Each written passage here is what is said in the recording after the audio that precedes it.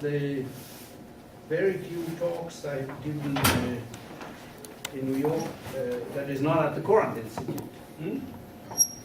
Because I was there as a postdoc, and I have given many seminars over the years, including, by the way, on the early aspects of the subject I will touch today. It has to do with certain invariants discovered by Cauchy 200 years ago, and which have interesting consequences. On the one hand, mathematical consequences. My first talk on this was at the Courant-Institute 2 years ago, and also at the Institute. But it also has consequences for how we understand Euler flow, incompressible Euler flow, and how we can compute it. And therefore, it is of some relevance for people who are trying to do precisely such things. And of course here I mean not only engineers. So the work that I'm reporting now is involves a number of collaborators, and they're immediately listed in this list of papers, which appeared during the last 2 years of the subject. The first one, by myself and Barbara Milone, is about the history of the subject, and that will be covered tomorrow in the talk at the Simon Center. That's tomorrow afternoon. And so that will be explaining how something discovered so long ago was almost immediately forgotten and has been rediscovered over the last 50 years or so, but without proper attribution to Cauchy. And actually, the rediscovery has a lot to do with the work of Amy Noether. Of course, Amy Noether worked on a lot of subjects, so her name came up this morning. Yes, yes. Here I mean the famous theorem of Amy Noether relating continuous symmetries and invariants. So I will perhaps have an opportunity to give you some idea in the second part of how these things connect with Noether. And actually it was only recently, at the very end of the 20th century, that several groups of Russians independently discovered that the thing that had been rediscovered was actually due to Cauchy 200 years ago. Exactly now. Cauchy did his work in 1850. Then there is a paper by myself and Vlad Zheligovsky from Moscow, in which we worked out the first mathematical consequence of the Cauchy formulation, which concerns the analyticity of the trajectory of fluid particles, analyticity in time.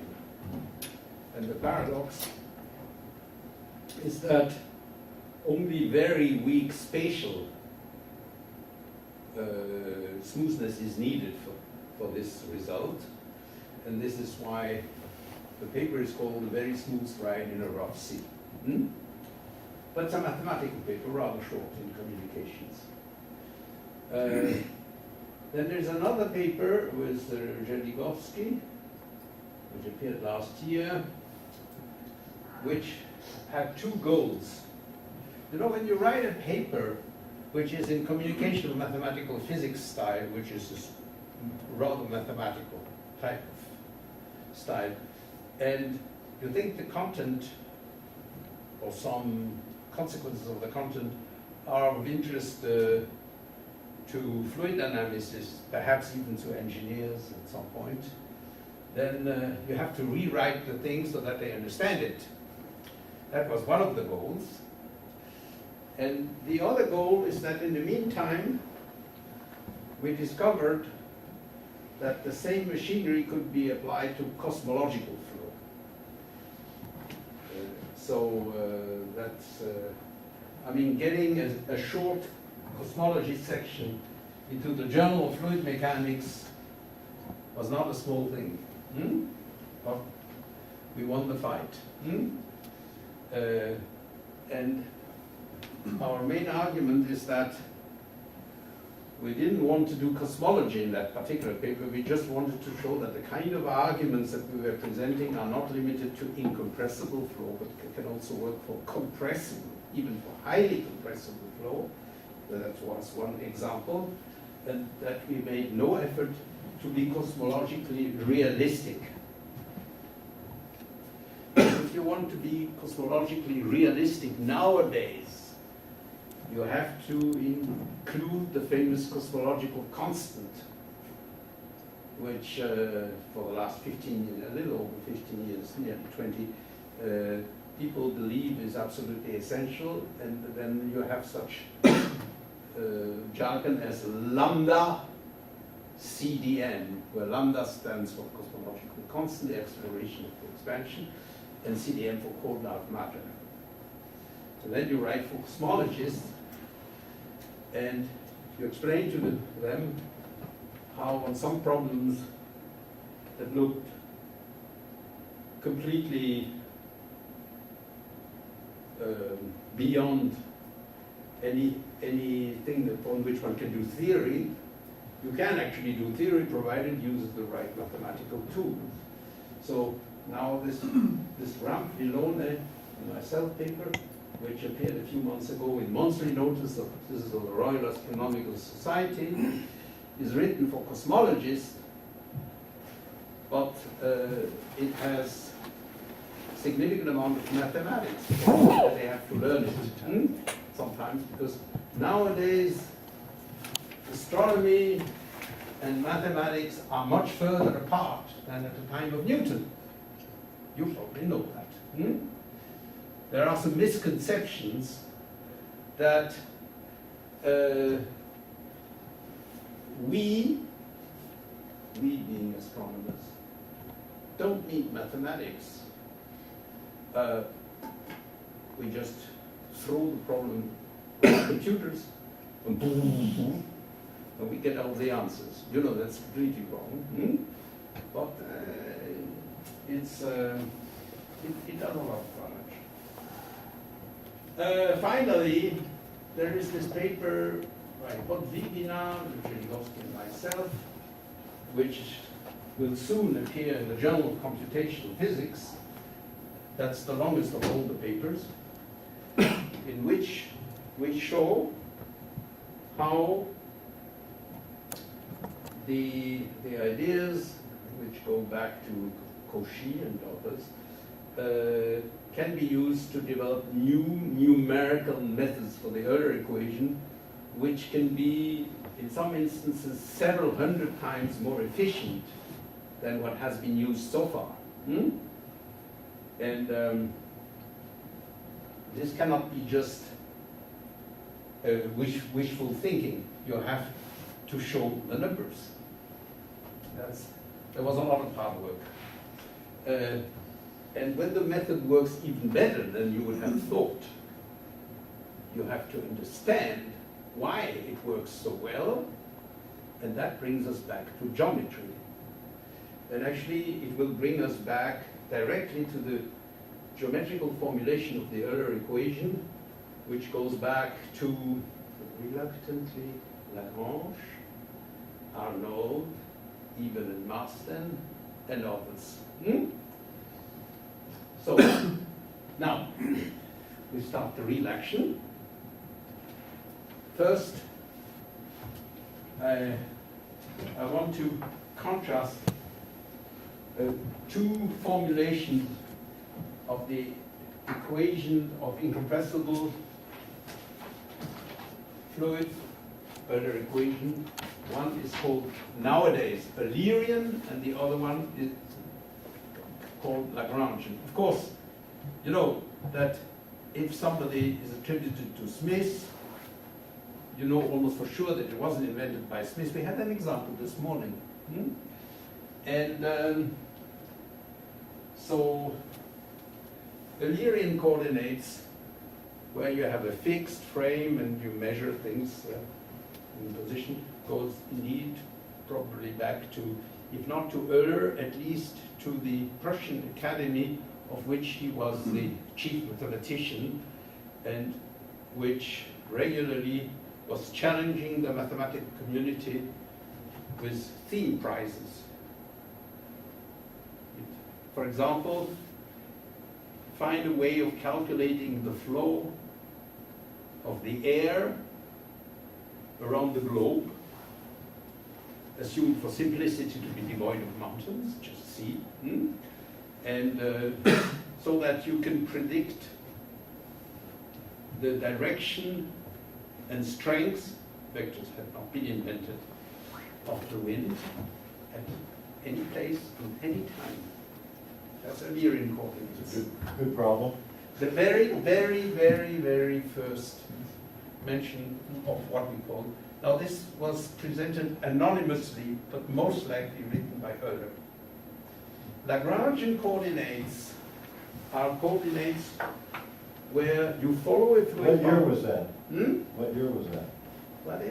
What year was that problem? Oh, 1745 or so. Before Euler was actually able to write the equations. The prize went to D'Alembert, who was able to write some form of equation under certain conditions, and he did it in spherical coordinates. So the paper is a mess. And there is one essential point that he did not understand, and because he did not understand that point, he should not get full credit for having invented the equations of fluid mechanics. It has to do with the pressure. Now, you see, that is pressure. Okay. So, this is a boundary, maybe not completely solid, but okay, this is more solid, yes, but it doesn't scream when you push it. So, pressure in the distant past was considered a boundary effect, something that you feel only at the boundary. The idea that there could be a pressure inside a fluid was completely alien to the scientific community until Euler came. And he is the one who in 1755, or 52, no, 52, I believe, yes, 1752, pointed out that the right way to approach continuum mechanics, not just for fluids, also for elastic bodies, was to decompose them into little elements and apply to each of these elements Newton's law, taking into account all forces, including the pressure force. That allowed him to write the correct equation. So Euler should be given a lot of credit, but the D'Alembert is definitely the one who first wrote this equation, that in an incompressible fluid you have the zero divergence condition. So far for Eulerian coordinates, of course, all of you have But for the atmosphere, you don't have that incompressibility, do you? Oh yes, you do. You do? You do. It is, no. It is a misconception that water is incompressible and air is not.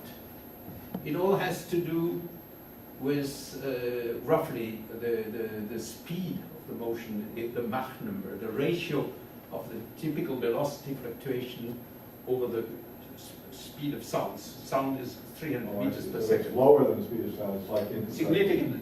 Yeah, if it's significantly lower than the speed of sound, there is, but that's relatively recent. One can derive incompressible fluid equation from the fully compressible one by a Mach number expansion, whose leading order is the incompressible. Yeah. I have a question. is there any way one can increase the ventilation? Yeah, it's getting stuffy. Just reduce the amount of hot air in the room. I don't know. Yeah. This is a fluid dynamics problem you're asking, right? Well, open the door. Yeah. Open the door. If there isn't too much noise in the corridor, that's a good idea, yes. But we can always kill the people if they make too much noise outside. As long as we kill nobody in this room. Okay, so so you have seen those Eulerian equations, so there's no need to comment on it. Let me just point out that you can rewrite them in a slightly more abstract way when you have suitable boundary conditions so that you can solve the Poisson equation. Just by taking the divergence of this equation, you'll find that the pressure satisfies a Poisson equation whose source term is the divergence of V dot grad V, which is the same as the second derivative of V over J. So you can calculate the pressure in terms of the velocity, and what you get here is this thing where this is a solver of the Poisson equation, a pseudo differential equation. Essentially the inverse of Laplace. Wait, let's see. Yeah. Indices are IL and IJ? IL and LJ. J. Okay. Yeah. All right. Then there is another, there are Lagrangian coordinates. Uh-oh. Lagrangian coordinates quite simple. You follow fluid particles. That means that you consider the characteristics of the equation is x dot, whoops, is equal to v of x and v. With some initial condition x of 0 is equal to, now depending on whether you are a fluid dynamicist or cosmologist, you will denote this thing by vector A or by vector Q. Cosmologists already have the letter A taken for a completely different meaning, therefore they don't like this, but that's his Lagrange's notation, A, and now at that time it was ABC. And that name's a point in space, you mean? X should be a point in your space. Yeah, you're following through. No, but I just want to know notation. Well, it means a point in space. Yeah, you follow a fluid particle starting at point A, and you ask where is it at time t at x. And you label fluid particles by their starting point and the time elapsed since the start. That is the definition of Lagrangian coordinates. And Lagrangian coordinates were invented by Euler. Yes. However, he used them so briefly that we shouldn't get too much credit. And Lagrange used them a lot more, so it's proper to call them Lagrangian coordinates. Now, it turns out that one can write the equation, the Lagrangian coordinate, in a form discovered by Cauchy in 1815, and which, if you show this a few years ago to almost anybody, I'm talking about specialists in fluid mechanics, you ask them, did you ever see this? No idea. Okay, now let me define the notation. The gradient with a superscript L means a Lagrangian gradient. That means a gradient with respect to the A coordinates. A dot is a time derivative. So it's just that the wedge product of the gradient of x dot is the velocity under the position, is equal to the initial vorticity. As you know, the vorticity is the curl of the velocity. At a time t equals 0, Eulerian and Lagrangian coordinates are identical. So therefore, you don't have to ask which curl it is. Okay. Now, this form of the equation. But what is vorticity in what coordinates? They are initially it's the same. They're the same coordinate. At time t equals 0, x and a coincide, and therefore there is no distinction at time t equals 0. Is that equation at t equals 0? No. The So what does it vorticity as at time t equals What 0. do you mean by As at that? time t. What do you mean by the right-hand side? The vorticity at time t equals 0 at location A. It is at time t equals 0. Huh? I asked you if it was at time t equals 0, I said no, and now you see. No, I Just said the right at side. time t equals 0. Time In t it, equals 0. why, let me explain why I used this in its. Initial. Yeah. Again, it has to do with the fact that cosmologists are very strongly interested in that. And cosmologists have their own use of the label, the superscript 0. You know, let's get the concept straight before Yeah. we decide who uses what notation. So that's the vorticity at time 0. of what? The vorticity of the fluid. Of what? Vorticity of what? Sorry. But in fluid mechanics, when you speak about the vorticity, by default, you mean the curl of the velocity, the initial velocity, therefore. Right, but which velocity? The fluid. But the You initial change velocity- coordinates. I'm used to the vorticity in Eulerian coordinates. It's the So how same, do I at time show- t equals 0, it's the same thing. Yeah, I know, but what's the left-hand side now?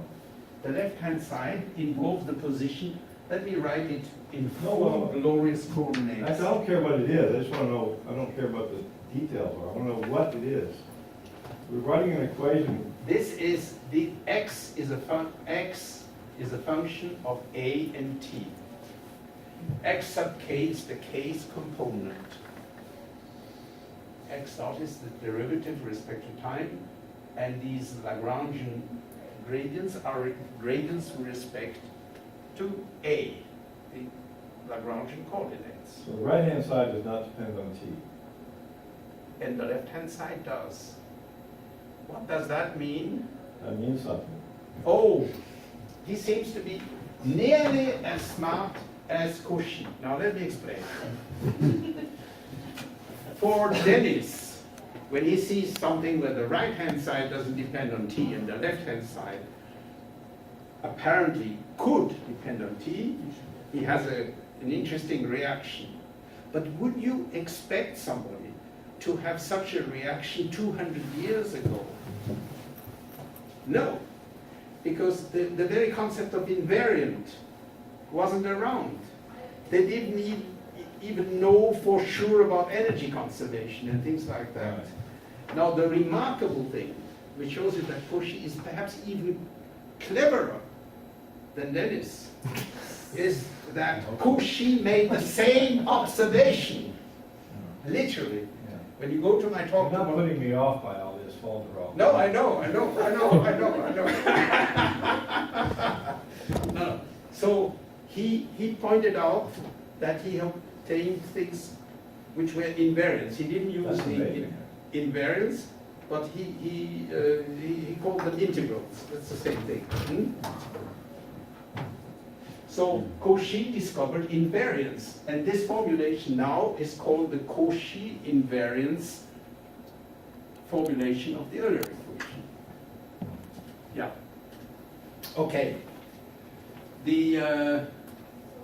By the way, I forgot to say, but you probably know that the map from X to Q is called the Lagrangian map. It was introduced by So the x are the coordinates Hmm?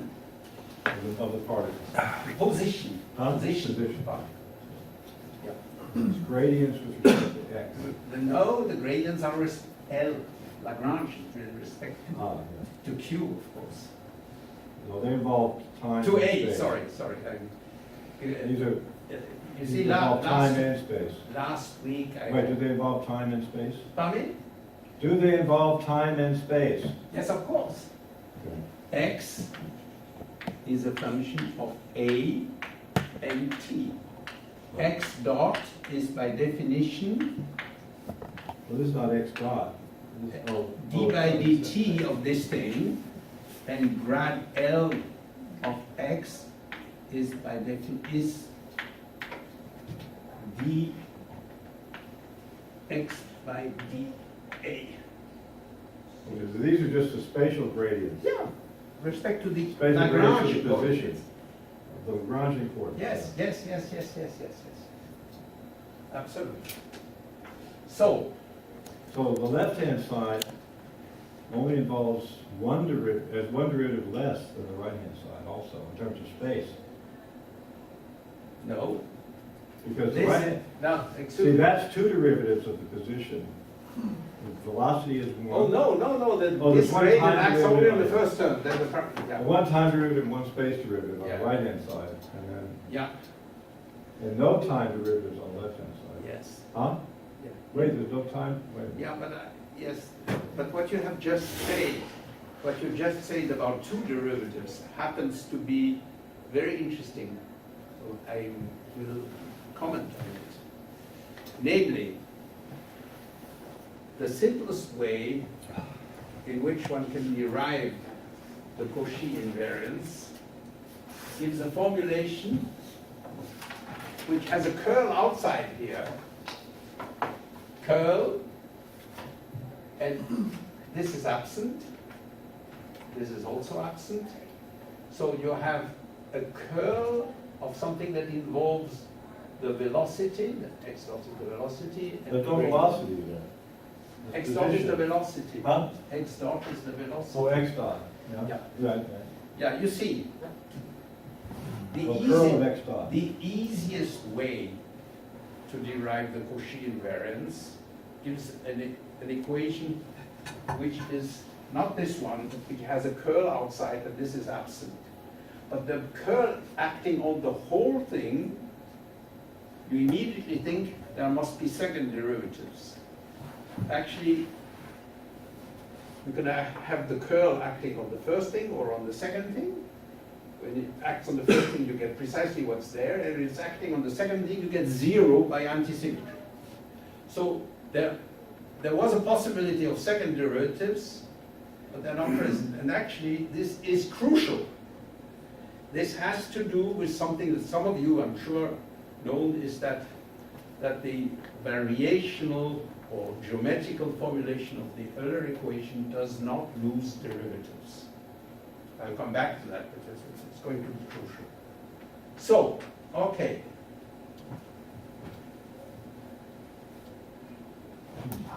Now, suppose that we are obsessed by producing numerical results. Why not? After all, I mean, the computers cannot solve all the problems, but they can perhaps help us. And I like to think of the computer as something that can provide us with data that supplement and sometimes overlap with experimental data, and therefore can make some interesting indication of what may happen and give us interesting challenges of things to prove or to disprove. Certainly not replacing mathematics. So one kind of approach which hasn't been used enough, and that's certainly a mistake in numerics, is high order Taylor expansion in time. After all, if you happen to either suspect or have a proof that a function is analytic in time, why not use it to try and construct numerically a Taylor series truncated to a large order that can give you a very good approximation on your solution. Then you can make probably much bigger time steps than if you're using a low order method. You will see in a moment why high order Taylor expansions are not good in the Lyrian coordinates, only in Lagrangian coordinates. But because that will be the place where there is the strongest contact with the geometry of the Euler equation. But you have to wait a little for that. So now let's be stupid. We just take the two sets of equations that were on the previous slide, and we calculate the first, the second, the third time derivative just by differentiating the equation. And this way, we can construct Taylor series in time where the velocity is expressed as these are Taylor coefficients which depend on the coordinates and powers of time. I'm assuming that I'm starting at time t equals 0, so that I'm expanding around 0.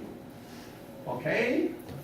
Now you can do that using the Eulerian form, and if you plug in such a Taylor expansion to the equation that we have in the previous slide, you will obtain so-called recurrence or recursion, some people call them recursion, relations among Taylor coefficients, and here they are.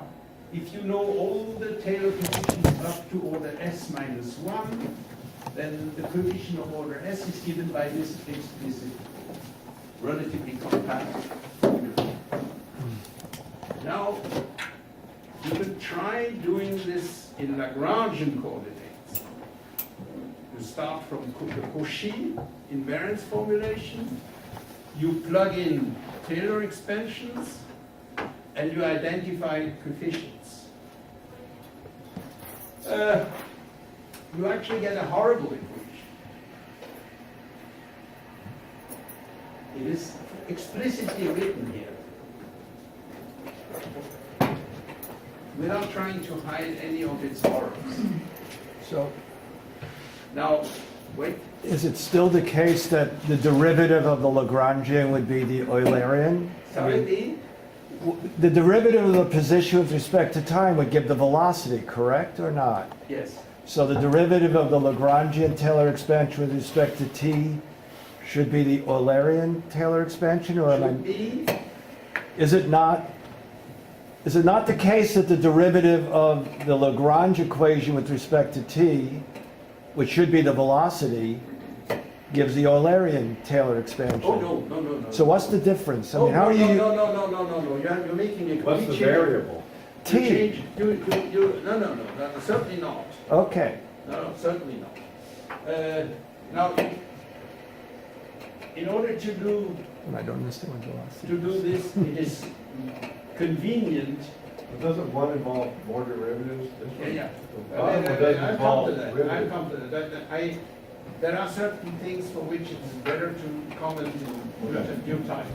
So, in order to do a Taylor expansion in a Lagrangian coordinate, it is convenient, it's not absolutely necessary, but it makes life simpler, to work with the displacement. The displacement is the difference between the position of a fluid particle at the present time and at the initial time. So it's x minus a, generally denoted by psi, and its Taylor coefficients are denoted by psi of s. So you plug that in, and there are equations that I'm not showing this time, which give you a Hodge decomposition. Something that has the following. I'm not writing the full of the equation, I'm just writing the general structure.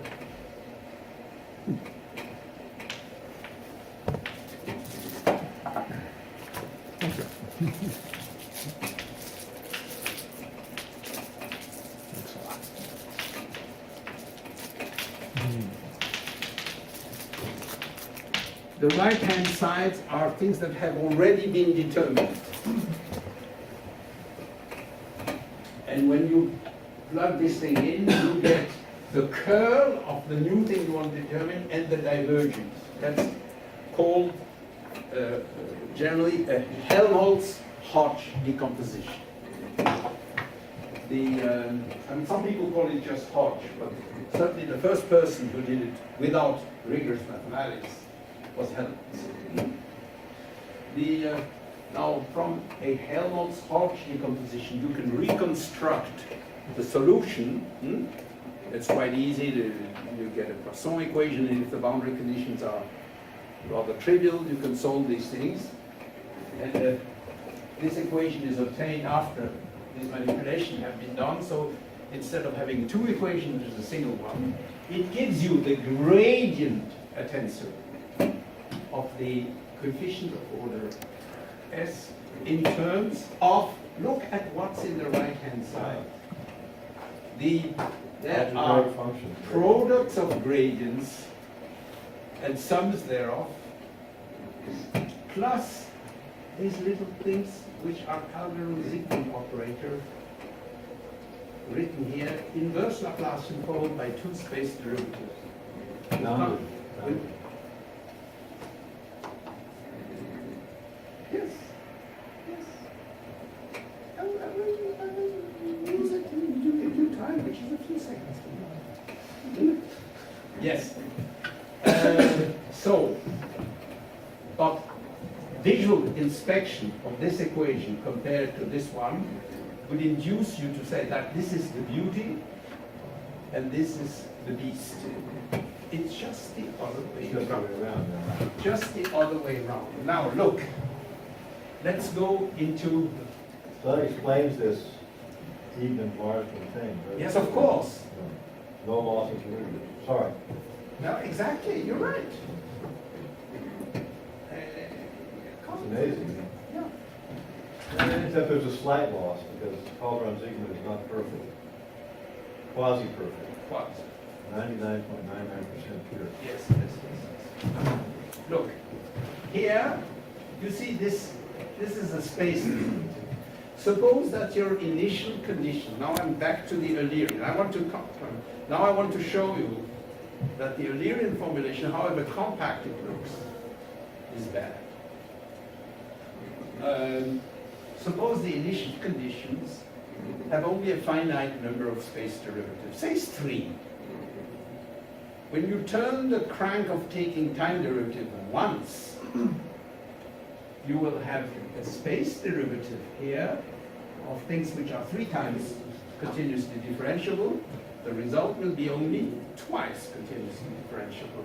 You turn the crank twice, only once, etc. You're losing a derivative at each turn of the crank, and therefore, if the initial data in the Eulerian coordinates have only finitely many space derivatives, there is not the slightest chance that the solution can be time analytic, because it will not even be indefinitely differential. By the way, does it stop at the cubic? Does it keep going? Sorry?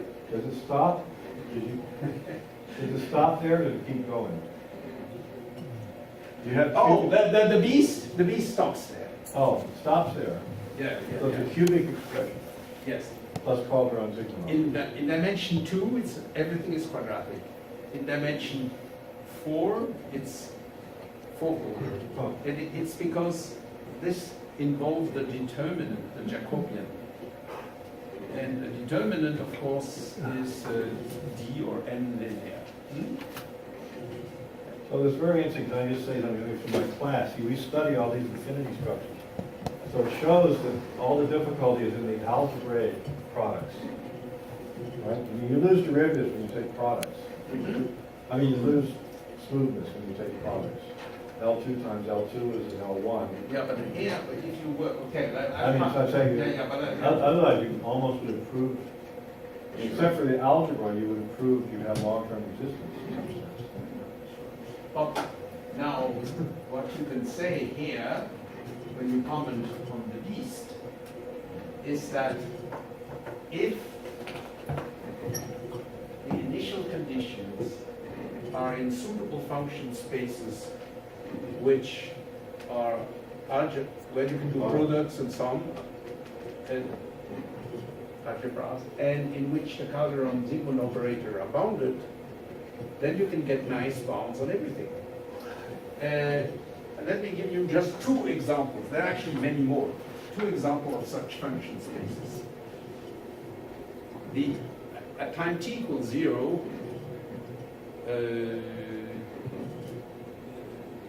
you can characterize everything either by the velocity or the vorticity. So we do it in terms of the vorticity. In terms of what? Of the vorticity, yeah. If the vorticity is in a Euler space, Euler continuous, then everything is fine. And if the vorticity has a summable Fourier series, everything is fine too. And there are many other function spaces where A this- holder for a non-integer value. Yes, of course. Yeah, yeah. Between 0 and 1, say. Yes. Yeah, yeah. Not holder 1. No, no. I mean, you can. It is true. The only regularity you need to get a nice theorem here is that the vorticity is slightly better than continuous. Better than what? Slightly better than continuous in space. Slightly better meaning that its gradients, that you can take products and you can apply color and signal operators. Exactly that. So now, once one has this machinery, it is quite easy to derive bounds in suitable function spaces for all these coefficients, these Taylor coefficients. And then, when you have all these bounds, it is convenient to use a generating function. So you sum all these norms multiplied by powers of t, as if you were reconstructing the Taylor series, but now it's not a functional Taylor series, it's a stupid Taylor series. And you then get inequalities for this generating function. Guess what kind of inequalities? Certainly nonlinear, but what kind of equations are they? Differential equation, integral equation? No idea. Just polynomial, cubic polynomial. You don't even have a single derivative in there. Yeah. So the study of the regularity in time, that is now the analyticity, is reduced to studying what a certain cubic polynomial is doing. It's completely elementary. And so you can prove a theorem that if the initial data are, say, Helder continuous, the initial vorticity is Helder continuous, then the Lagrangian map will be analytic in time for a time, for at least a finite time, and that time is shown to be inversely proportional to the norm of the initial data, of the initial vorticity. The Holder norm. Yeah. The constant out in front of the norm. Yes, or the little L1 norm if you, functions of having a summable Fourier series are sometimes called little L1 by some people who don't know what your favorite name is. It's also called absolute convergent Fourier series. Is that what you mean? Yeah.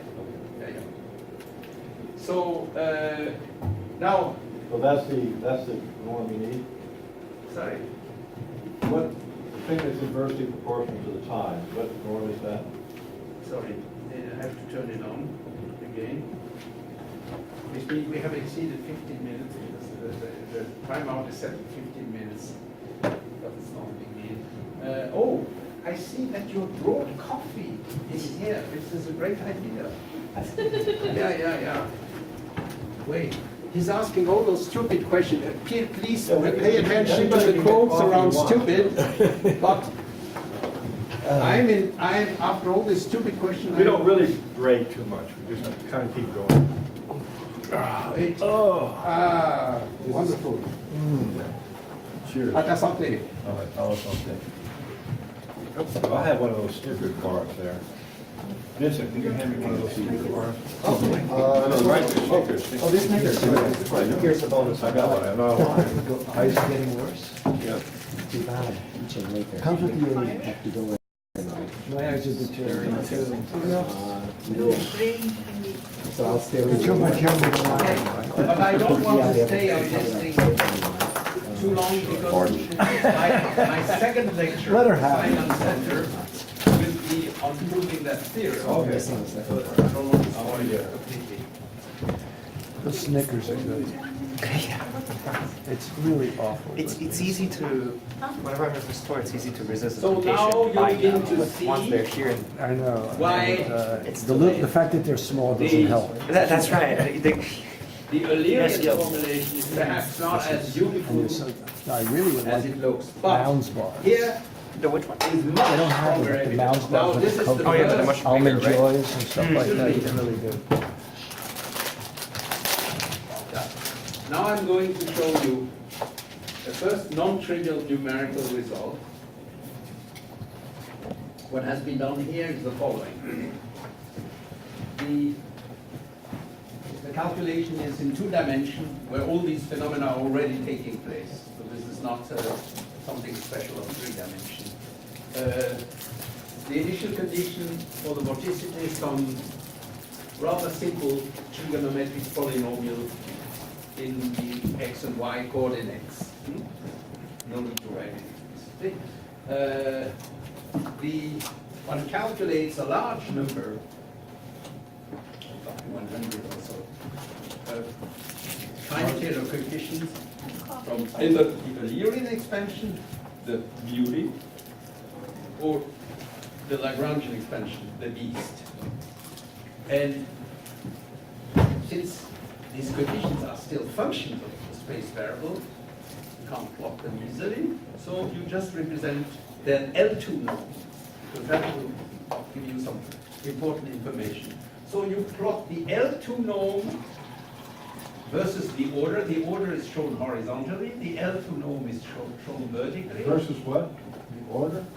The order, the S, what I noted by S, the order in the Taylor expansion. Oh, Yeah. Is here, and the L2 norm of the coefficient of order S is shown vertically. This is Eulerian, this is Lagrangian. There is 2 calculations, one in double precision and another one in quadruple precision. That's very important because that's one of the easiest way you can see when your results become garbage. if they disagree. That's when they disagree massively, particularly. All right. What's this graph is about? What is this graph? Okay. The Yeah. L2 norm of the Taylor coefficient of order S versus S. The L2 norm being with respect to the space variable, X type in the Eulerian Not case, good. A type in the Lagrangian case. So, now, what you see here, furthermore, the calculation has been done at 2 spatial resolution, but let's ignore that. Is the L2 norm of the Taylor coefficient of velocity thing or the No, position? in the right-hand side, it is the velocity. In the left-hand side, it's the displacement. It's roughly the position, because the displacement and the position agree except at the term of order 0. But of course, you can get the velocity from that trivial, just time differentiate.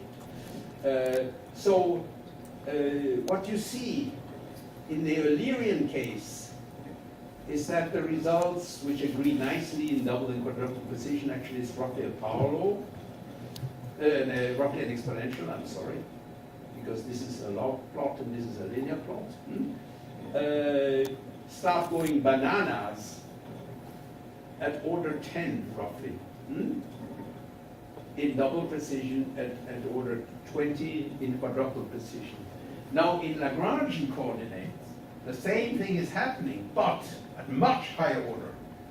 You can go up to order 40 before this phenomenon sets on in double precision, and beyond order 80 in quadruple precision. This is intimately related to the loss of derivatives that is present in the Eulerian formulation. But there is something non-trivial here that I must explain now.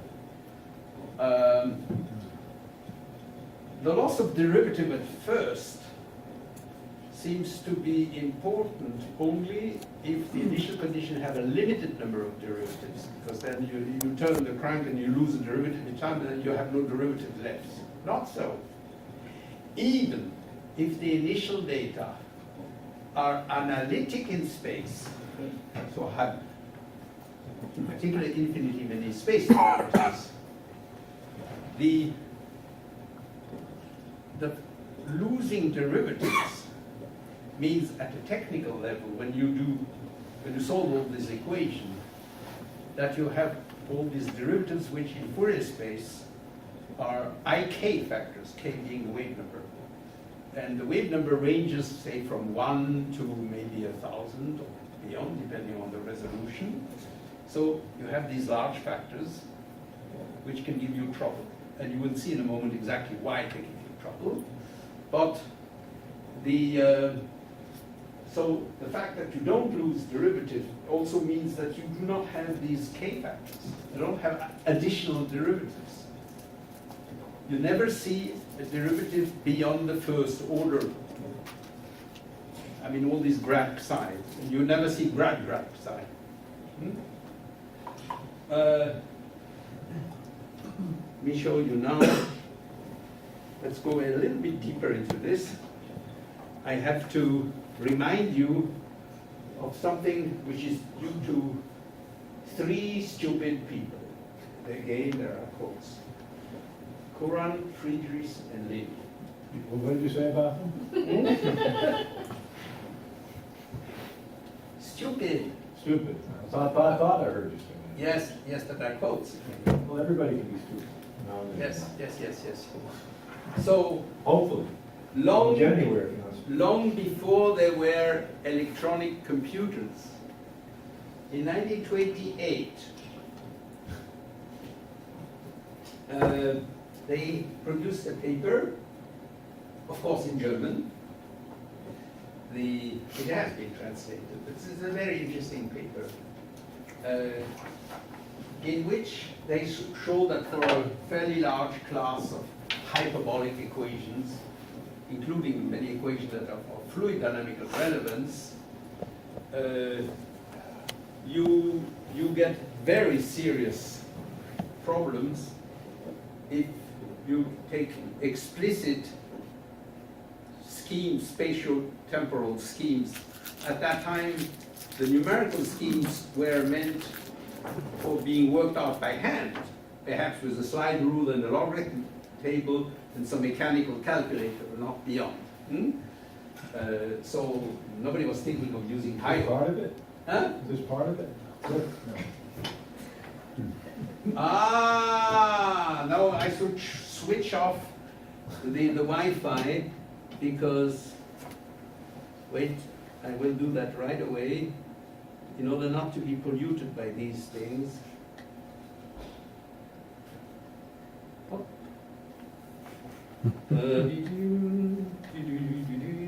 Wonderful. Okay. Is this So- Hans Levy? Huh? That's Hans Levy? Hans Levy. Yeah, first name, I think. Yeah, Yeah, what's that? Yes. Yeah. So, what they showed in particular for hydrodynamical type problems is that when you work in Eulerian coordinates, they didn't even think that one could use anything else. If you're putting the problem on a numerical grid that has a certain mesh, then and you're asking what kind of time steps should one take? Of course, you can say the smaller the better. But numerical people say they don't want to wait 100,000 years to get the output. So they say the larger the better. Yeah. But CFL, standing for Courant-Friedrichs-Lewy, said you should not exceed a certain critical value, which is the time it takes to travel across the numerical mesh at the maximum speed of the flow. If you exceed that, then you get all kinds of trouble. Instabilities, part of the domain, the data of the domain get washed out, and all kinds of trouble. And there are artifacts, really. They're artifacts of the method, not about the problem. Yeah. Is that what you mean? Sure. The trouble is irrelevant. Now, since the paper of CFL, anybody who does a Eulerian calculation pays great attention to the CFL criterion and makes sure that That's your G function. that this number, that is called the Courant number, is less than 1, or roughly less than 1. Now this is very bad, because as computers become faster and faster, and they have been doing so remarkably long. I mean, there's the famous Moore law, for example, that you know about. When you want to decrease your mesh by a factor of 2, if you're doing a 3-dimensional calculation, that means a factor of 8 spatially. But because of CFL, you also need a factor of 2 on the time step, and that's a factor 2 to the 4. And that's the main reason why, in spite of Moore's law, when some very dedicated people produce a state-of-the-art computations for the Euler or Navier-Stokes equation, which you can use to test new ideas on turbulence or things like that, you typically have to wait 10 years until it becomes worthwhile to do a new one. But that's in Eulerian coordinates. You mean the new one, meaning to go down one grid size? Huh? To go down one grid size? Yeah. Yeah, as the computers become bigger, you can increase your resolution. Yeah. But this is all within the framework of the work of Courant-Friedrichs-Lewy, where they were assuming low-order schemes. Because humans couldn't handle high-order. Computers can handle high-order schemes. But let me show you now that when you use a high-order Taylor method in Eulerian coordinates, the CFL condition appears again, but for a reason very different from that has been of the one that has been identified first by Courant-Friedrichs-Lewy and later by Lachs and so on. Namely, it has to do with rounding errors. So let me explain. For this, I will construct a very simple model. It's actually an approximation to what's happening in the real fluid. Suppose here you have one big eddy that is rushing forward here. And there are tiny little eddies sitting inside. To lowest approximation, it would just be swept along. You carry it along, and then you're asking how are things changing. So you just write an advection equation. And if theta characterizes the small guys, and u, the big guy, quasi-uniform, the relevant equation is just advection of the theta guy by the u guy. And if, which is a good idea in some asymptotic sense, you treat u as a quasi-uniform thing, you can solve that equation trivially. You can Fourier transform it, and you get an explicit solution, theta k at time t plus delta t, so I'm taking a time step here, is the theta k at time t multiplied by this exponential. Look at this exponential. If I Taylor expand it, I get this thing. That's the stupid Taylor expansion of an exponential, but an imaginary. Why is it an imaginary exponential? Because when I just move things along, it's a translation. In Fourier space, that's a phase factor, unit modulus. Now, an exponential, when I Taylor expand it, if the argument is large compared to unity, you know how the coefficients go. They first go up until roughly I reach an order equal to something like the integer part of the argument, and then they go down. But if the whole thing should add up to a complex number of unit modulus, do you really want to have gigantic numbers coming in who have to cancel almost exactly to produce this unit modulus number? You don't want that, because you would need extraordinarily high precision not to have this cancellation messed up. And that's precisely what's happening. If you're using high order Taylor expansions in Eulerian coordinates, you get into trouble unless you have extraordinarily high precision. I mean, I'm not talking about double or quadruple precision. I'm talking about precisions of with thousands of numerical digits. So this is one of the reasons Eulerian high-order expansion go bananas.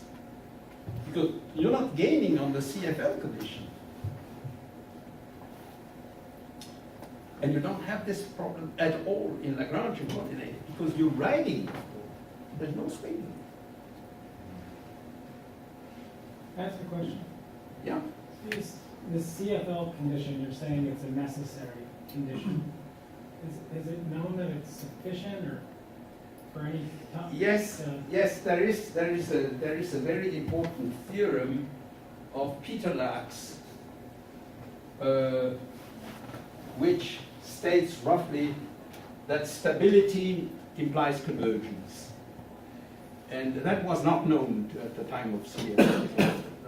And actually, the details of the proof were worked out with Richtmeier, and the only published paper is by Richtmeier, Lachs and Richtmeier, but it references an unpublished paper of Lachs given at a conference in California, which I think was never actually written. And the specialists say that it is all Lachs, although some people call it the Lachs. Both, I know both, but more precisely, I knew both, but Lachs is still alive, Richtmeier is not, but friends of mine. So They're both smart. very smart. I mean, One's very, very smart, you know. yeah. No. I had great admiration for Lachs and Richtmeier. So, now let me briefly explain how one turns all these considerations into a numerical method. And it is actually using, in some generalized sense, the analytic consideration which generates rotated to Weierstrass. You know, when you have a function, say 1 plus t squared plus t cubed plus t to the 4th, etc. You know it adds up to 1 over 1 minus t. It has a pole singularity t equal 1. And if you try to sum this series directly for, say, t equal 2, you get a very badly divergent series. But you can, of course, be a little clever. Here's the convergence disk. I'm not very good at drawing circles. Unit radius. Here there's a bad singularity. It's a Circle's pole. good in the center, not really. Well, never mind, as long as I say it's a circle. So here's the singularity, it's the pole, and the Weierstrass analytic consolidation tells you don't try to go through, just go, for example, to this point, where the Taylor series is still convergence, and then recalculate all the Taylor coefficients here, and now you can take a second step whose radius is determined by the nearest complex singularity, namely this one. So that is this circle. It's again a circle centered here, whatever you say. Yeah? And then you can continue, etc. Now you can do the same, roughly, in the functional setting that we have here. Namely, you calculate, you determine the Taylor series around t equals 0. It's now, each coefficient is now a function of the space. And but it has a finest radius of convergence. This is now an important issue that, as everybody here knows, it's not clear if in 3 dimensions the Euler equation with smooth initial data will have a finite time blow up or not. It's a big open question. But what is crystal clear, at least from the numerical data, without any doubt there, is that there are complex time singularities. And you see them in an obvious way, so that the radius of convergence of this Taylor series is certainly finite. So you cannot go beyond the radius. Here is the radius of convergence of the first Taylor series around 0. Well, you take a point here, and you can have a new disk, etc.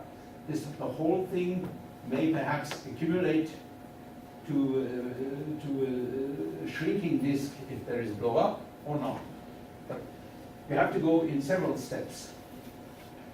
That's So your theorem is that whether it doesn't blow up with polar vorticity, you're going to have nice analytic stuff. yeah, up to in dimension 2 forever, and in dimension 3 No, but if you don't have blow up in 3, it'll, forever. yes, it'll be forever. Forever. Have a Forever. lower You bound don't and have radius to. of Yes, convergence also. definitely. Yes, of course. So now there is, No, you won't have a lower bound because the norm could just keep getting bigger. yeah, sure. See it. However, be careful now. The Weierstrass thing is for a function of just one variable. Here we have all the space variables, and the machinery has been set up for Lagrangian coordinates. And Lagrangian coordinates seem to force you to start from t equals 0. Not so. You can define new Lagrangian coordinates. Suppose you have already a numerical integration that got you from 0 to a time t1. Real or complex, it doesn't matter. How can I start a new one? Very simple. I revert to Eulerian coordinates. Mathematically speaking, that means I do a composition with the inverse Lagrangian map. But that's not the way one does it numerically, because that would be far too expensive. One does it by interpolation method, by looking at the image of a grid which initially was uniform, after some time becomes distorted, and then one interpolates back to a uniform grid, which can be done in very high precision. So, What do you mean? You make a common subdivision there?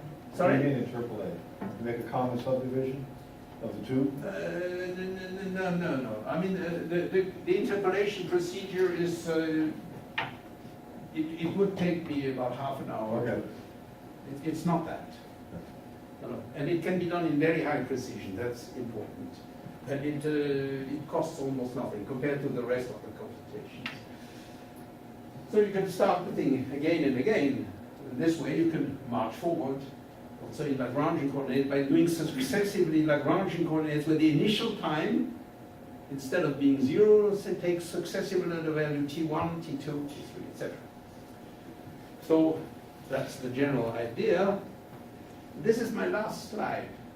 But perhaps you begin to see why I needed slides. But it is, I surrender. you surrender, wonderful, wonderful. That's great. Now let me show you some of the most striking results that were obtained. Actually, here is, we used a number of target flows, all of them two-dimensional. There are three-dimensional computations that have already been done by a group based in Bangalore, but it hasn't reached the stage where you want to present them publicly.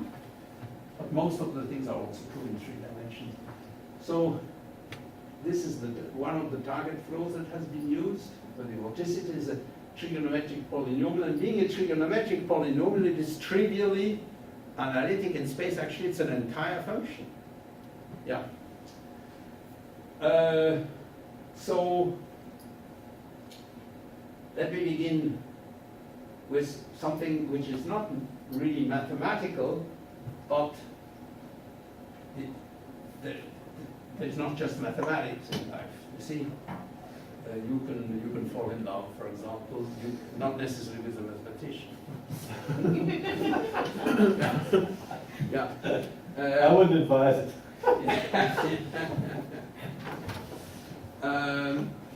They the don't understand you.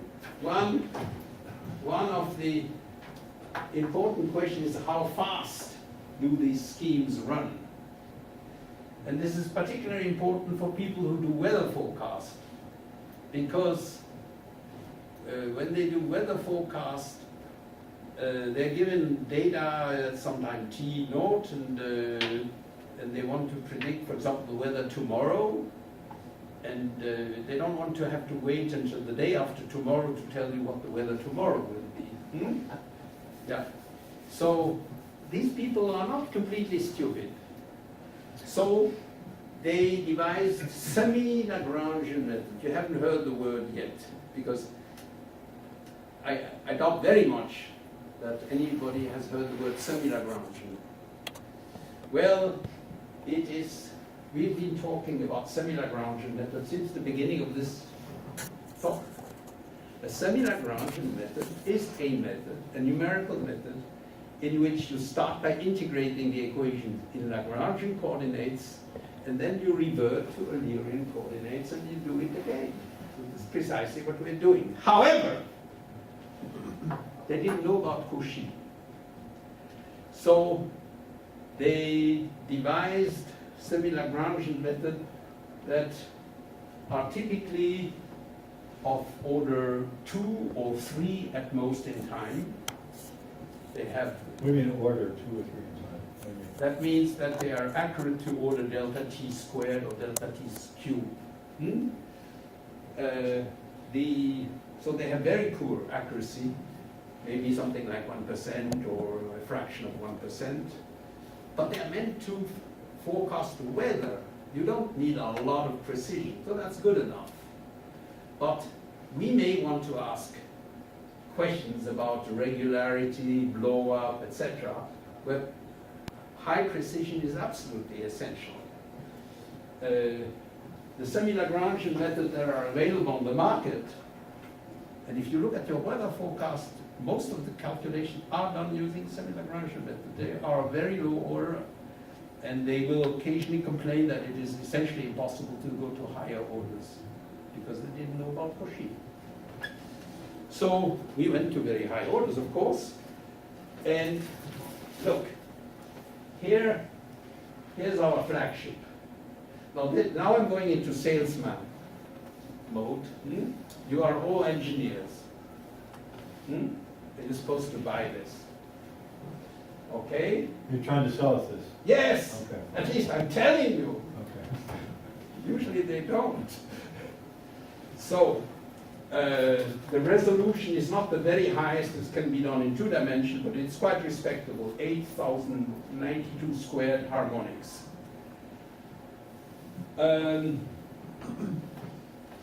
This thing is integrated from time 0 to 5. You will see what's happening at 5 in a moment, and you will see the reason why we have to stop at 5, actually a little before perhaps. And one calculates a certain quantity. I will tell you in a moment what that quantity is. It's the same computation, and the results obtained in Eulerian and Lagrangian coordinates agree to a boring 10 or 12 decimal points. Just that. The Cauchy-Lagrangian method involving Taylor expansion to order 20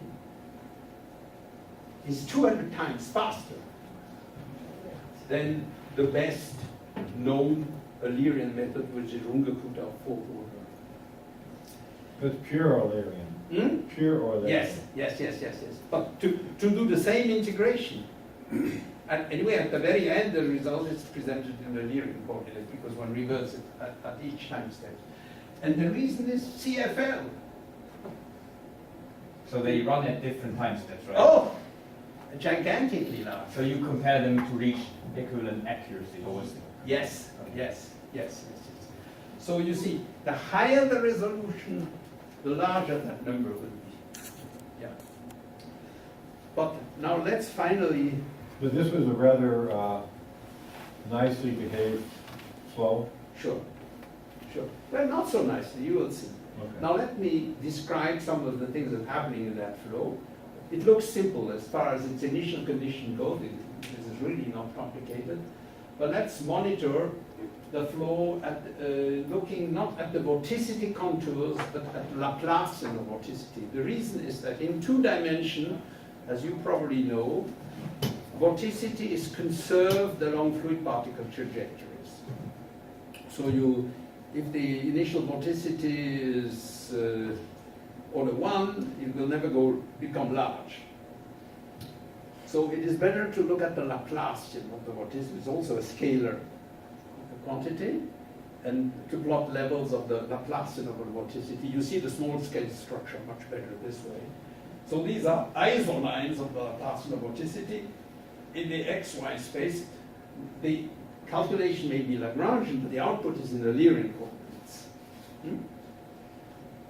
So you see time equals 0, 1, 2, 3, 4, and 4.1. What you observe here is the formation of these rather flat structures. Here you begin to see some flattening here, and perhaps some very weak flattening in this direction. You look a little later, this has become even flatter, and this becomes somewhat more flat. And as time progresses, comes a moment where these 2 structures are flat and roughly of the same size. And what is going on can be monitored in the complex plane. That's the best place to look. So here I have to make a short digression. Concerning, you want this to be a blackboard talk? It's getting more and more into a blackboard talk. Yeah, good. Yeah.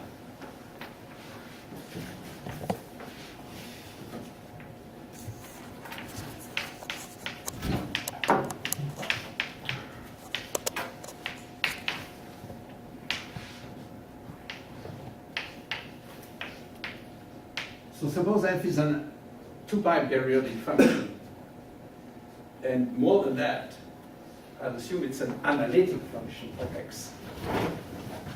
And you are interested in this thing which I will call fk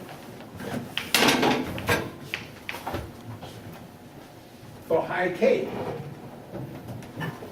The Fourier coefficients, the asymptotics of the Fourier coefficient.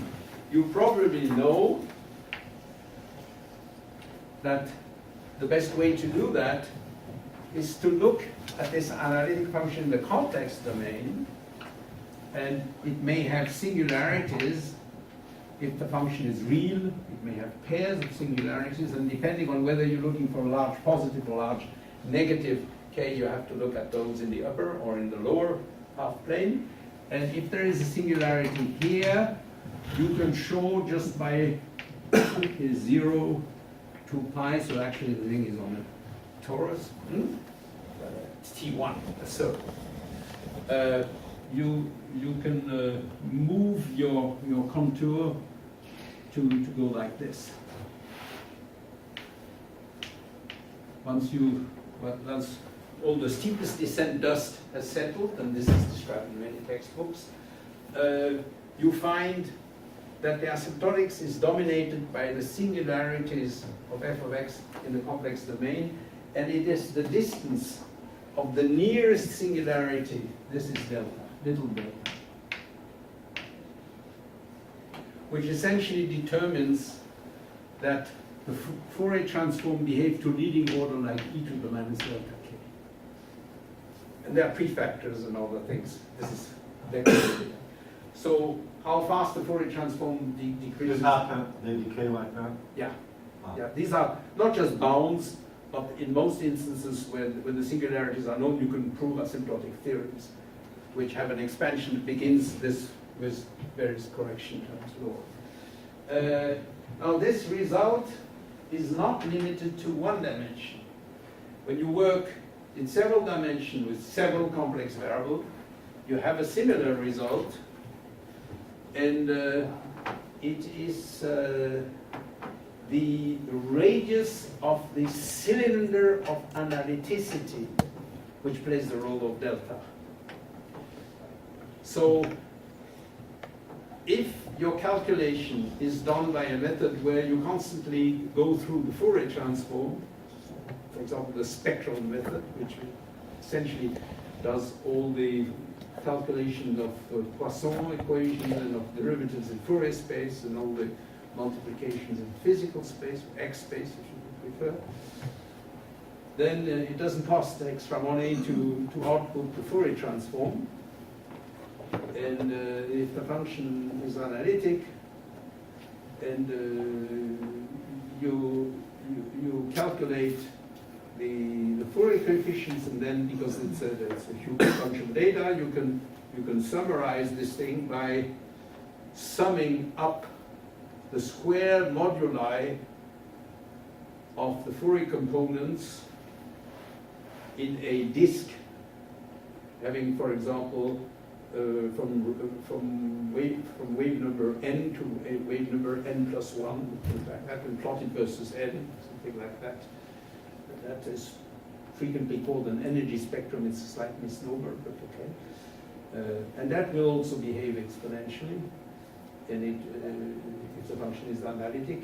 And by looking at the data and identifying delta by suitable method, there are some bad and some good method that I don't want to discuss today.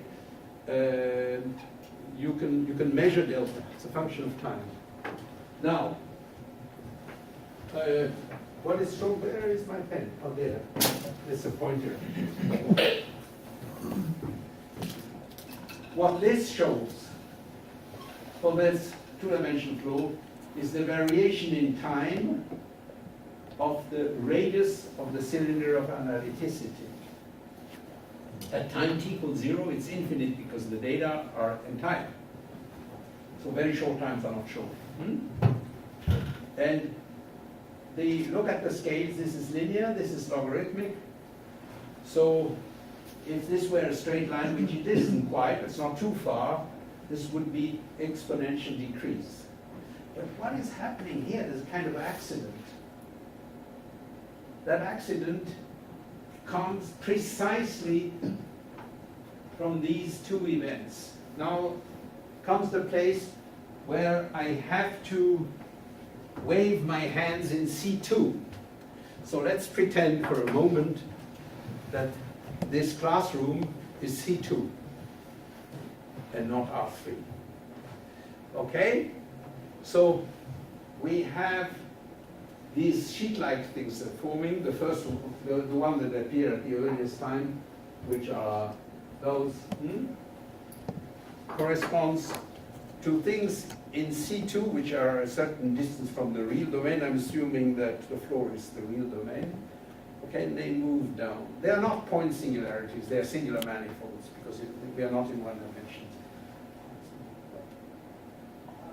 But there are other things higher up, further away from the real domain, which are also coming down, but they are catching up. And comes a time when they are at equal distance. And that's the phenomenon you observe here. Oh, wait, we don't go away.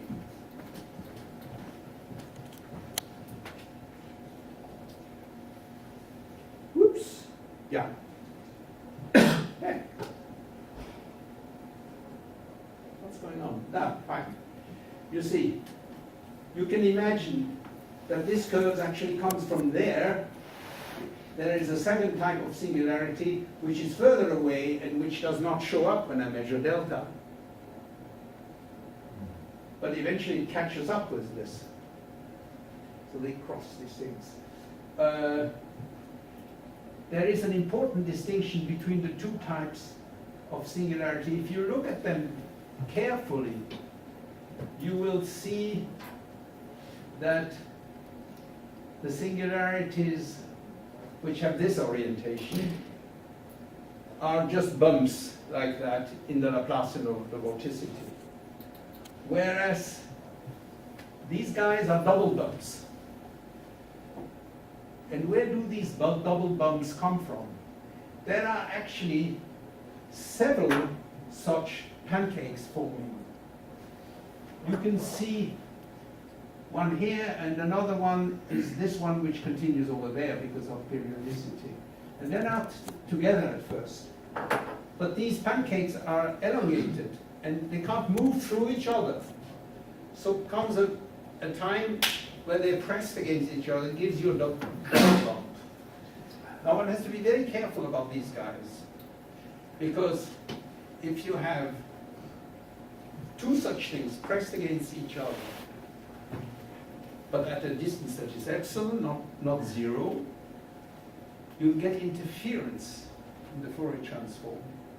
It's like two slits in an optical experiment, and that's this thing. You see oscillation in the spectrum. Now these oscillations make it particularly hard to measure delta accurately. And I believe this phenomenon is generic, probably also in 3 dimension. Things being pressed against each other and making life difficult for you. To compute, but doesn't it keep the energy, doesn't it keep the blow up from happening? No, but you may make big mistakes in measuring delta and therefore extrapolate its behavior to incorrect values. That's a big problem. So the last thing I want to point out is that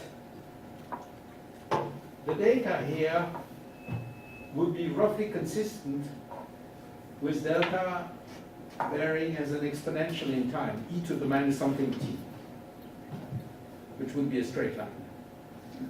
But the best known result, which goes back to 1933, Volibner, not quite, almost. They didn't study the analytic case. They studied something closely related to the analytic case, which has then been improved by Vardos and Ben-Ashur in the 70s. So the delta they obtained, they didn't calculate delta, just obtained a lower bound by functional analysis. That lower bound is a double exponential. E to time. Of time. E to the minus something, e to the another something t. All the somethings are positive constants. So that double exponential can go to 0 extremely fast. The data show that things are much closer to a simple exponential. That's an illustration of what one calls depletion. Depletion is the reduction of nonlinearity by having the flow organizing itself into things which are nearly time-independent solution of the Euler equation. Like something that would depend only on one coordinate, say the coordinate perpendicular to these sheets. Then nonlinearity would completely vanish. When you have an estimate, a functional estimate that does not take into account this geometrical feature, you overestimate the strength of nonlinearity very much. And the same thing is happening in 3 dimension. In 3 dimension, we have since 1983 the work of Brachet, Orsac, others, including myself, evidence that the process of, shouldn't call it blow up because we don't know, of dramatic or not so dramatic increase of nonlinearity is not as bad as naive dimensional arguments would have suggested. Namely, it's very close to an exponential behavior at first. It may turn into something more dramatic later, but that depends on the resolution you can achieve. So one should be very careful before inferring from the type of theorems, the rigorous theorem that we have for the 3D Euler equation, that the most likely outcome is blow-up. That may just be a measure of the shortcoming of our estimates which do not take into account depletion. Understanding this result in 2 dimensions would already be a substantial progress in getting our hands, understanding it mathematically now, in perhaps then taking it or not over to 3 dimensions. Did you say there's an exponential theorem now? No, I'm saying that being able to do a rigorous No, I mathematical. understood what you said, but earlier did you say there was there's an exponential evidence or theorem? Evidence. Huh? Oh, just evidence. Okay. Evidence, numerical No theorem. evidence. Oh, no, oh, no, oh, no, of course not. There is a theorem for this double exponential. Yes, in 2 dimensions, and in 3 dimensions, there, since Lichtenberg, there have been theorems guaranteeing no blow-up for a finite time. They come in all kinds of varieties, and I'm particularly interested now in those involving boundaries. But we can discuss boundaries after the break, which is part of what is the tradition? Yeah, it's a tradition of the seminar. There's a break for tea break, coffee break. Hmm? I think we've already had it. Oh, that is.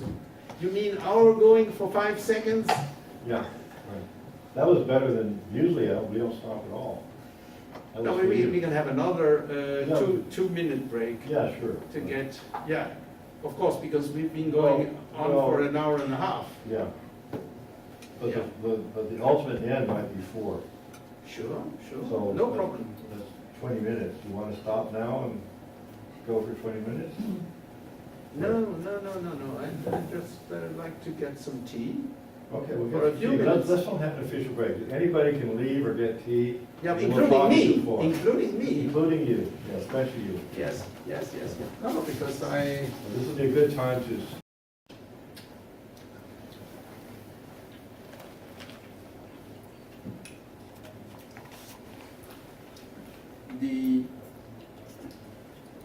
On very hard problems such as those we have in connection with the fluid dynamical equation, progress is extremely slow, and you have to, most of the time, satisfy, if you're a mathematician, you have to satisfy yourself with proving theorems which are marginal. mostly, minor variants of things that already proven, and that gets somewhat boring. Yeah.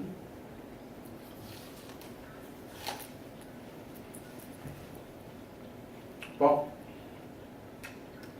now I'm much older, roughly 25 years old. No, what am I saying? 55 years. No, 50. 50, right? No, That's the right 55, number. 55 years older. And then you were there. Then this encounter with Carton. Mm. I believe now we need mathematicians more than ever. Yeah. You need mathematics. Yeah, mathematicians and mathematics. Anybody can do it. Yeah. Structure. So, ladies and What's the gentlemen. structure? Yeah, there are at least 2, so the ladies is What? good. 3. No, 3. Wonderful. Even more, yeah, 3. It's your turn to ask questions. When you say there is a block, where are you looking the solution? Which space? Which space are you looking the solution? Where is the problem posed? Which function is space you're looking? Well, in 2 dimensions, the theorem that you do not have blow up, the simplest is for a vorticity in a Hölder space. Normal. Hmm? Bounded and measurable. Yeah, no. The simplest proof. No, I know, that has a simple proof. No. Yeah, of course, but historically the first one is completely elementary. The been improved, but not that much. The in 3 dimensions, the No, you're not answering her question. yeah. I mean, the right answer is somehow any space where you could show that you have, any space would be fine. I mean, the negation of not blow up means you can find some space where you can solve the equation for all time. That's all. That's all it means. You can find some, so it's the non-existence of any space where you And can what solve for all example is time. you're saying? No matter where you work, Boundary. either the equation isn't defined, You could say, let's work in L2, but, you know, the equation not really defines in L2. It has derivatives in it. Yeah. But Right? in That's three, what blow up means. You can't find a space that'll solve the problem, except the zero space. yeah, no, It should be a dense space and some nice space of functions. in 3 dimension, historically, the very first result for existence of solution, for at least a smooth solution for at least defined time, was also in a Euler space by Liechtenstein. And Dimension 2, you mean? hmm? In 2? In three. You mean for short time? Yeah, for short time. Yeah, there's nothing beyond short time in 3. Yeah. And Yeah, but she doesn't know that. yeah, and then it has been adapted to various other spaces. I mean, Sobolev spaces, all kinds of spaces. At the moment, I'm You're talking Euler and Navier-Stokes? Euler. Yeah, all my comments are on Euler.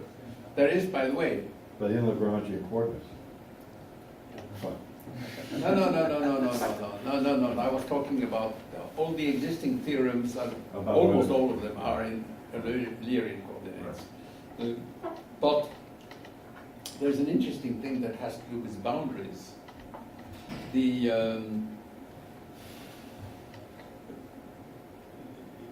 I believe that the first proof of finite time regularity in the presence of boundaries is in the paper of Eben and Marsden in 1970. Yeah, and at the moment I'm strongly interested in this because the analyticity result so far has not been studied in the presence of boundaries. Ah, Yeah, and it's actually a rather challenging problem because what do you mean in Lagrangian coordinates by such boundaries? I have to draw a picture. Is it permitted to use the blackboard? so, well, Even this in the second part, part? you've created this chair in front and sitting down as a new tradition already. We're usually always at the blackboard. Okay, I'm glad. Okay. So suppose we have some fixed boundary. It could be just a disk, but I'm just drawing a piece of it. Yeah. Doesn't have the right convexity for a disk, but never mind. And suppose it's not a moving, not a deforming boundary, it's a fixed one. Yeah. It is well known what the conditions are on fluid particles in the presence of rigid boundaries, that the fluid particle have to move along the boundary. If they start on the boundary, they have to move along the boundary. At least as long as the solution is regular. What are you saying? Hmm? What did you say?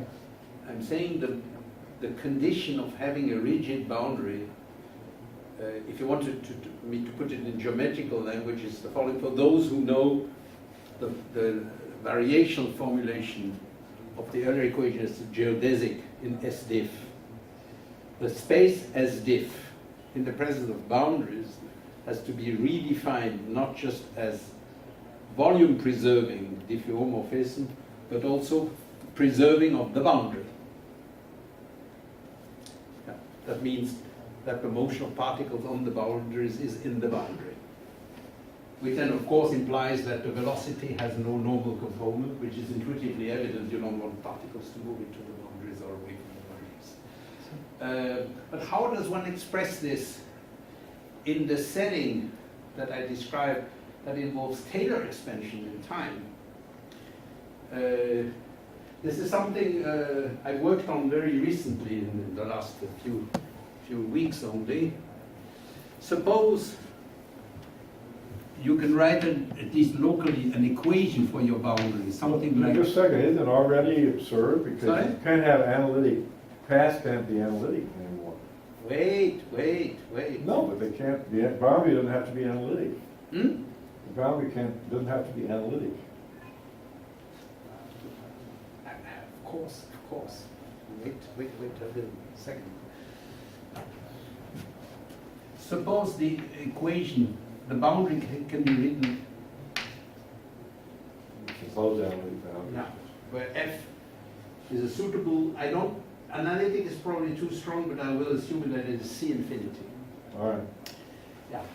Then, by demanding that the fluid particle trajectory x of A and T stays on that has all kinds of implications. For example, the derivative with respect to time of the composed function of f and x should be 0, the second derivative also. And using the so-called Fadi-Bruno formula, you can write all these things in terms of derivatives and products of derivatives. Now, all these things should be 0 if the function is definitely differentiable. And that gives you boundary conditions in the Lagrangian formulation which are of the Neumann type. Okay. Yeah. And the derivatives. Yeah. Now, these boundary conditions are supplementing the recursion relation. I wrote the recursion relation. I told you that they're coming from they actually given in terms of a Hodge decomposition. The curl and the divergence of the new Taylor coefficients are expressed in terms of the thing already known. These recursion relations inside of we do not change. They're still the same. But when you want to solve the Helmholtz-Hodge problem, you have to take into account these Neumann boundary conditions. And you have to have suitable bounds then. They will be modified with respect to that. And I do not yet know because we haven't done the work yet, whether these bounds will be consistent with time analyticity under various assumptions that we make about the function f, whether it's C infinity or analytic. So this is an open problem, but I don't think it will stay open very long. Now I'll make my comment again in dimension 2. Just take in dimension 2 a boundary which is not analytic. So how can a fluid particle stay in the boundary and be analytic in time? It's a contradiction. So you can't solve the problem. So if you can solve the problem in general, you can solve it in dimension 2. That means you can never solve it. My feeling is that if the boundary is not analytic, we'll be in trouble. Well, Yeah, you're, we agree. the answer is not well. You're boring in trouble. It's clearly false. If I have to make a conjecture, is that it is false. Yes, indeed. Yeah. Stationary. So it's But false. what I do not really not know. Because your methods are universal in dimension. Yeah, no. But if I assume that the boundary is analytic, Yeah. until I have found the bounds, I do not know if I will have a finite time analyticity theorem proven or not. So you have to assume the boundary is analytic. Yes, of course.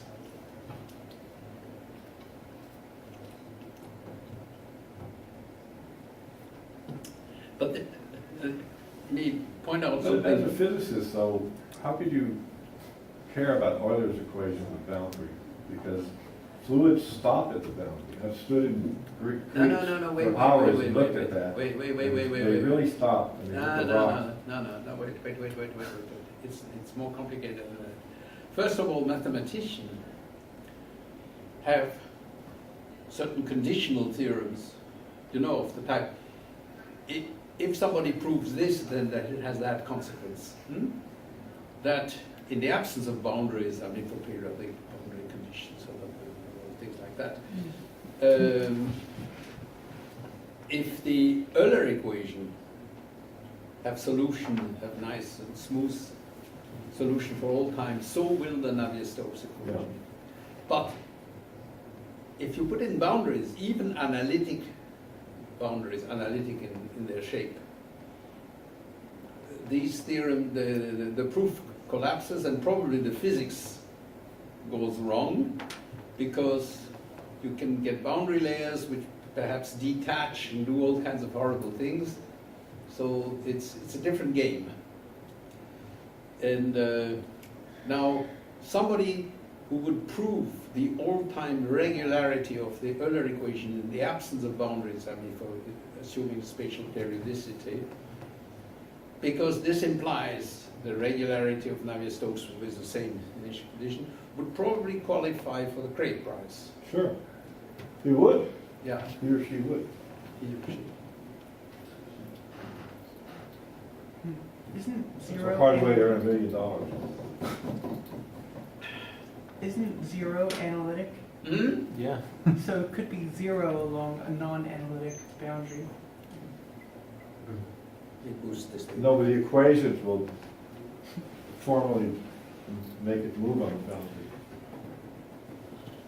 The other equations make it move on the boundary. Okay. Yeah. The condition at the boundary is the vanishing of the normal derivative of velocity, but not of the tangential.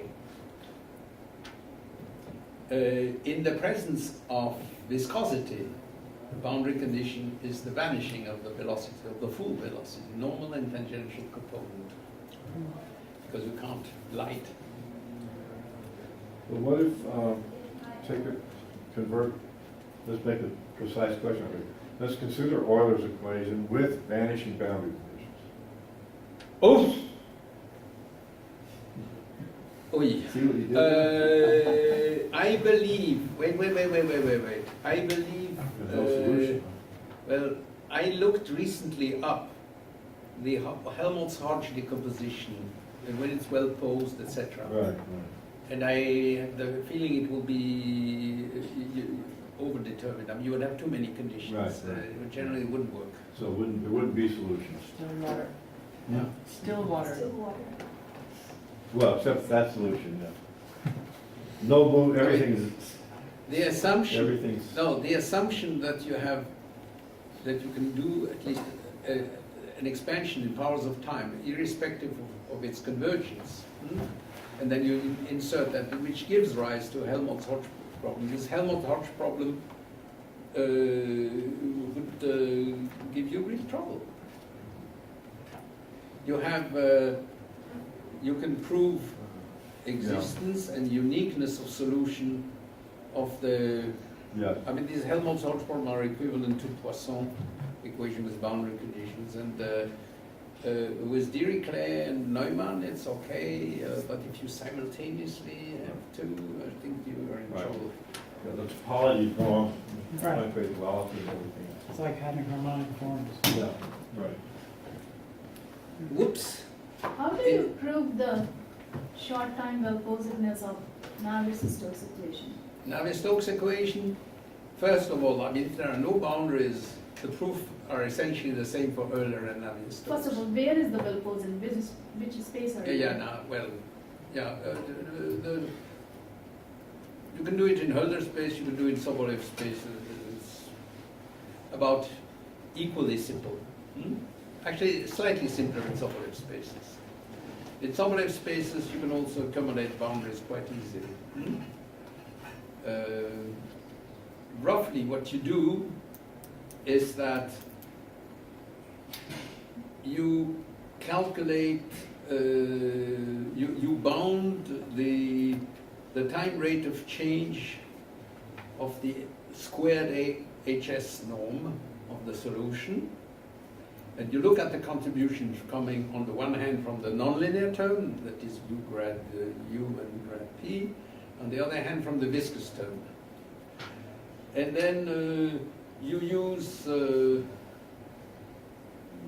rather simple bounding, inequalities in Sobolev spaces.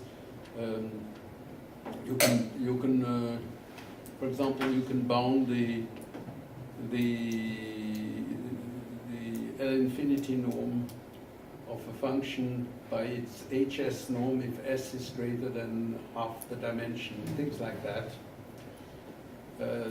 And for the viscous term, you get higher order Sobolev spaces, but then you have inequalities resulting from a Hölder inequality, which allow you to show that the negative contribution coming from dissipation overwhelms the nonlinear term, and then you get, at the end, you get some simple differential inequality that d by dt of some norm is less than 0.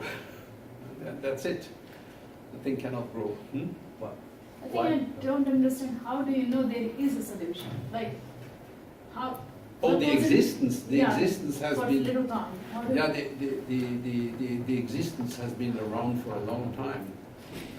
For example. Yeah, Yeah. how do you prove there is, I mean, are you gonna give a solution or you have? No, to you consider- construct it by various limiting procedures. Basically, you use energy inequalities and things like that. So, so what's the base there? Like, how are you gonna say, oh, if it satisfies this blah blah blah inequality, then I have a solution? Like, Yeah, but I what's mean, that? you know, you can bootstrap yourself, actually. You can first assume that the solution has such and such property that allow you to do your manipulation, then you get bounds, and at the end, you show that you can construct a solution satisfying those bounds as a standard mathematical procedure. Why doesn't, I mean, there are two terms, the nonlinear term and this Laplacian term. If you forget the nonlinear term, this is like the heat equation. No matter what rough initial condition you put in, it's immediately super smooth and real analytic. So that's something that you know. And then he's saying that for small enough time, that just beats out, that effect beats out the nonlinear term, which is trying to make trouble, which is, Yeah. so you just prove it. Why doesn't the And then the Euler thing, the short-term existence was, is that the definitive result is even in Marsden for the first time, or? No, with boundaries perhaps. I still, actually, since There's something about no loss of derivatives, you didn't mention that. No, that is, no, I did mention it earlier. No, in that answer to her question.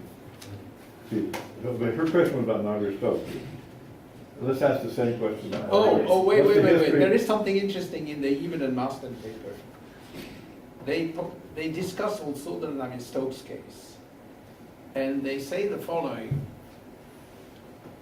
In the Navier-Stokes equation, because of these second derivatives, you have, even if you go to Lagrangian coordinates, you do lose derivatives. However, there is an alternative formulation of the Navier-Stokes equation, which uses the so-called Trotter-Lee formula, and where you don't lose derivatives. Now, the Trotter-Lee formula is known by numerical analysis as the fractional step method. It amounts roughly to the following. Suppose you have a field which evolves with a differential equation of form du dt is a bunch of operators, some are linear, other are not. Say there are two operators, A and B, they're not necessarily linear.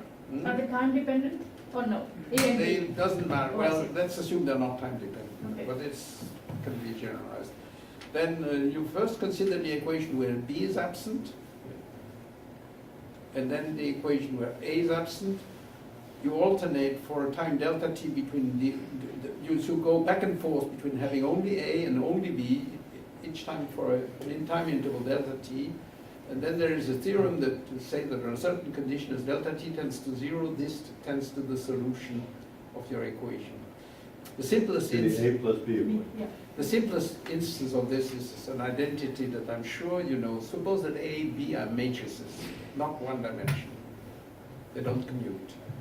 Consider the exponential of A plus B times delta t, matrix exponential. That is very easy to show that this is the limit as n tends to infinity of e to the A delta t over n times e to the b delta t over n, the whole thing to the nth power. And that's the Trotter-Lee formula. Yeah?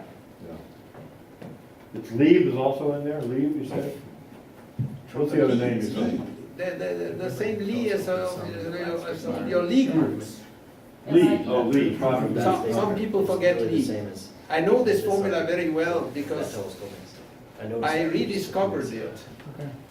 when I was in my That's nice. early 20s.